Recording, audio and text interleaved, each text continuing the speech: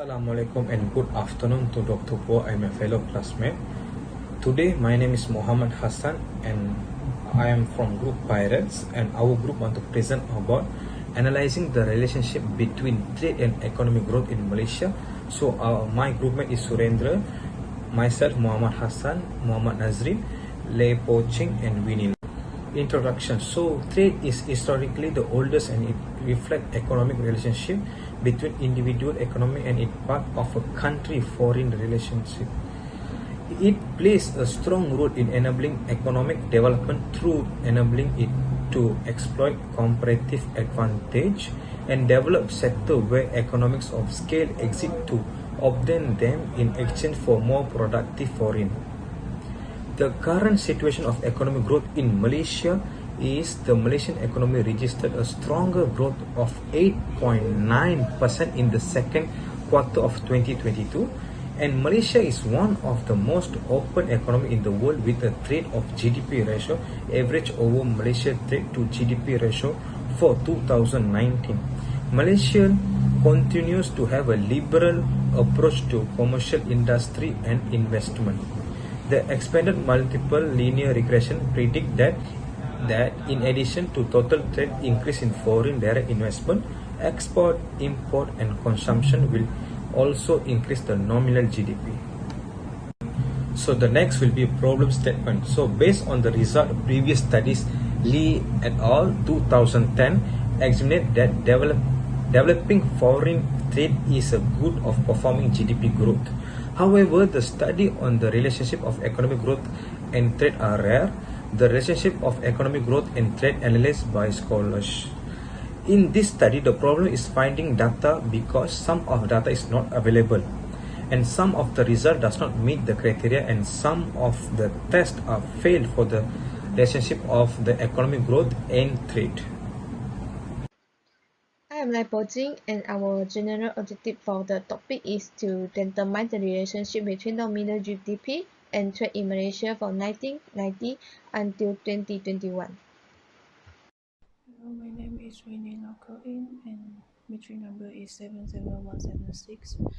I'm going to present about literature review. According to Shendra and Munasami 2009, their study show a significant positive relationship between the percentage change in trade openness and manufacturing production growth in Malaysia. Trade openness is expected to have a positive relationship with real GDP. Then, according to Go et al. 2017, their study used a co-integration test and autoregressive distribute lag, and the results show that there is bi-directional causality between economic growth and export in the short term in Asian countries, but in the American region, the causality is directional. In the region of Europe, a non-directional causality was found, and the results were in line with those of the wavelet coherence approach. Then, according to Hughes, Brundon et al. 2017, when trade openness is measured by both the export ratio and the export quality index, the latter only has a positive and significant impact on growth. Trade may hurt growth when countries specialize in low-quality products. Trade enhances growth once countries have specialized in high-quality products and their export basket exhibit the minimum required level of quality. Then, according to Ferrens and Hashmati 2020, they examine the four production factors, which is capital, labor, energy, and technology, export, and FDI. The interaction between FDI and RIA show positive sign, while total debt service and terms of trade show negative signs. The results show that the solution was to accelerate foster and encourage economic growth in international trade through export expansions. Good afternoon to the top one. My name is Muhammad Nazir Hanifi Andanan and I will present about theoretical review. For our empirical paper, we use three theory which is H-curve online theory, mechanism and absolute cost advantage theory and commodities cost advantage theory. For H-curve online theory, which is the theory emphasizes that a country should export products that require production factors that is as in abundance. It is also emphasized the importance of goods which cannot be produced as easily by a region. For mercantilism, the mercantilists claim that growing export and keeping import at a minimum level would allow countries to achieve a favorable balance of trade, contribute to national prosperity, and boost economic development. And for absolute cost advantage theory and comparative cost advantage theory, a country benefits from international trade through specialization and effective distribution of resources. Trading with other nations will bring in the new technology and skills to contribute to higher efficiency and economic development. I am Nepotjing and I will present about the methodology. In the estimated model, the dependent variable is nominal GDP and the independent variable are export, import, consumption, and FDI. After that, for the data analysis, we will do the unit root tests, which are ADF, PP, and QPS tests to test the stationary of the data.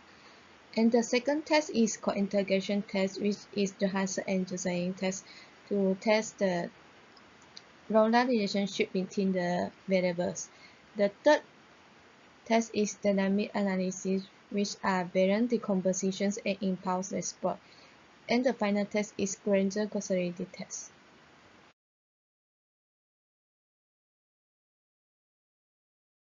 My name is Surendra Tamiselvan. My metric number is 76916. Here I am going to be discussing about the uniroot test result. Uniroot tests are the non-stationary autoregressive ARO autoregressive moving average armor time series process which may include an intercept, a trend or intercept and a trend.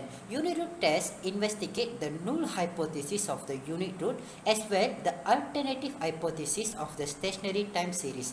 A stochastic process is called stable if the mean and the variance stay constant across the time and the covariance between the two time periods determined purely by the lag between two time periods rather than a passage of the real time.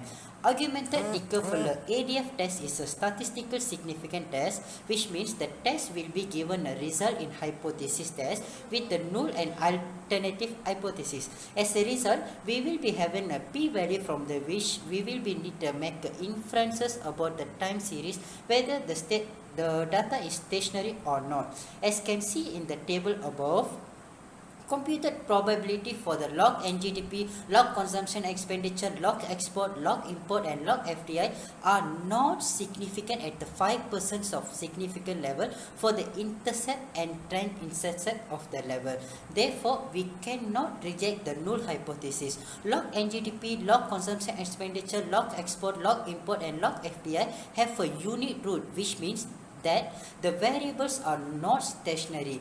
The computed probability for the log NGDP, consumption, export, import and FDI are significant at the 5% level of significant for the intercept and the trend of the first difference. Therefore, we can reject the null hypothesis. Log NGDP, consumption, export, import and FDI have no unit root test, which means the variables are stationary at the first level. Continuous, I am going to be discussing about the PP test result. Philip-Perrin test is a unit root test to use in time series analysis to test the null hypothesis that the time series is integrated of order. The null hypothesis of the Philip-Perrin test is that there is a unit root with the alternative that there is a no unit root. If the p-value is above the critical value, then the null cannot be rejected that the series appears to be a unit root. As As can see the table, the computed probability for the log NGDP, log consumption, logs import and log foreign direct investment are not significant at the 5% level of significant for the intercept trend and the intercept trend at the level. Therefore, we cannot reject the null hypothesis. Log NGDP, consumption expenditure, export, import and foreign direct investment have a unit root, which means the variables are not stationary at the level. The computed probability for the log NGDP, consumption, export, import and the foreign direct investment are significant at the 5% level of significant for the intercept and the trend and intercept for the first difference. Therefore, we can reject the null hypothesis. NGDP, consumption expenditure, export, import and foreign direct investment have no unit root, which means the variables are stationary at the first difference for the PP test. Lastly, I'm going to be discussing about the KPSS test. KPSS test is used for testing a null hypothesis and observational time series in stationary around the deterministic trend example of trend stationary against the alternative of unit root. For example, KPSS test look for the big difference compared to the ADF test and the PP test.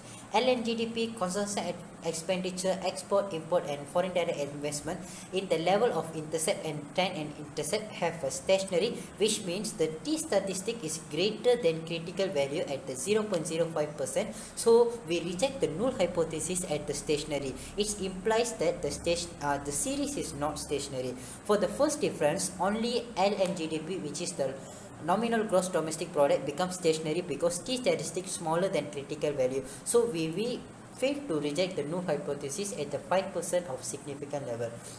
Overall, for the time series analysis, we are using three types of tests to identify the variables are stationary or not. We identify that the ADF and PP tests, the variables are not stationary at the level and become stationary at the first difference. In the KPSS test, all variables become non-stationary at the level and only one variable becomes stationary at the first difference. Next is Granger causality result. For our paper, the log consumption equation is the only one in the system where the T statistic is negative 1.00 that is significant at 5% level. For the p-value of 0.043 means that I can accept the null hypothesis that log nominal GDP Granger caused the log consumption. For the p-value of 4.063 allows me to reject the null hypothesis or x equal to fy. The fact that the first are accepted and the second is rejected is a good thing. The log nominal GDP Granger cost log export and the other variable does not Granger cost with each other. Hello, my name is Winila Coin and matrix number is 77176. This slide shows the result of the Johansson and Joselis co-integration test result of all variables. The null hypothesis of zero co-integration is rejected in both the maximum NG value test and the trace test at a 5% significant level. The maximum NG value 42.464 is higher than the critical value 33.877 at the 5% level. The value of the trace statistic 84.604 is higher than the critical value 69.819 at the 5% level. Hence, it is concluded that a long-run relationship exists among the four variables. Here I'm going to be discussing about the variant decomposition result. A variant decomposition or forecast error variant decomposition is used to interpretation of vector autoregression var model once it's have been fitted. The variant decomposition indicates the amount of information each variables contribute to the other variables in autoregression. It determines how much the forecast error variance to each of variables can be explained by the exogenous shocks to the other variables. From the table, we can know that LNGDP have a more strong exogenous and foreign direct investment have a strong endogenous. Here I'm going to be discuss about the import response function. An import response function explains how the variables of the interest changes over the specific time period after a shock, initially concentrate on the situation of the univariate, simply thinking and comprehend on the in situation. As can see in impulse response function, blue line represents the impulse response function and the red line shows the 95% of confidence interval. From the result can see that one LNGDP shock or innovation to its own LNGDP, or we can telling about the own shock, have no noticeable impact on the LNGDP in the period of 2 until period of 4. From the 4th period, the responses gradually constant until the 18th period when it hits the steady state value. Beyond the 18th period towards, LNGDP rises above and steady state value and remain the positive region. It's meaning to say the LNGDP have a positive impact on the itself. Next, in meaning to say LNGDP have a positive impact on the export. LNGDP have a positive impact on the consumption. LNGDP have a positive impact on the foreign direct investment, as we can see in the graph of the first row. Export also having a positive impact on the LNGDP, import, consumption and foreign direct investment. Moreover, all the graph in the three which is import response function in log import have a positive direction. From the graph, we can see that import have a positive impact on the LNGDP, export, consumption and foreign direct investment. Log consumption also have a positive impact on the LNGDP, export, import and foreign direct investment. Lastly, foreign direct investment also having a positive impact on the export, consumption and have a negative impact on the export. Last is conclusion and recommendation. For our conclusion is the main objective of this study is to examine and find out the relationship between nominal GDP and trade over the period of 1990 to 2020. This paper has analyzed the relationship between trade to economic growth by using nominal GDP, export, import, consumption, expenditure, and foreign direct investment to perform the data. Based on the analysis, all the variables have contributed a long-term development in Malaysia. However, export has a larger impact on growth as compared to other variables, which is nominal GDP, FDI, import, and consumption expenditure. Increasing the opportunities for export will help increasing investment in other countries and Malaysia itself. For the recommendation, a trading strategy can be like trading plan that takes into account various factors are requirement for end investor. A trading strategy typically consists of 3 stages, which is planning, placing trades, and executing trades that encourage trade and move with economic growth. And second is decrease the trade barrier used by countries seeking a protectionist policy or as a form of retaliatory trade. Retaliatory trade barriers are subsidies, standardization, tariff, quotas, and license. That's it for us. Thank you.